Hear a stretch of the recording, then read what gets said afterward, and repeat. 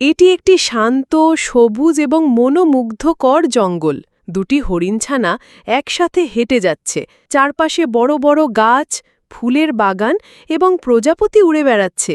আকাশে পাখিরা উঠছে, আর দূর থেকে ঝর্ণার মিষ্টি আওয়াজ আসছে। এই জঙ্গলটা এমন জায়গা যেখানে সব কিছু শান্তিপূর্ণ এবং হারিয়ে যাওয়ার মতো এক পরিবেশ তৈরি হয়েছে। জঙ্গলে হাঁটতে হাঁটতে হঠাৎ একটি বাচ্চা তার মাকে হারিয়ে ফেলে।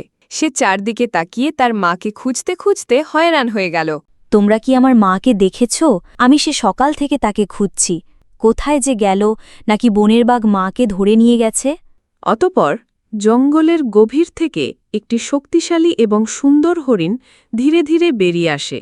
মা, আমি তোমাকে অনেক খুঁজেছি। শোনো, আমি জানি তুমি আমাকে অনেক খুঁজেছ, কিন্তু আমি এখানে আছি। তুমি একা না, আমি তোমার পাশে আছি। বনের বাঘ এসে কোনো ক্ষতি করতে পারবে না, কারণ আমরা একে অপরকে রক্ষা করি।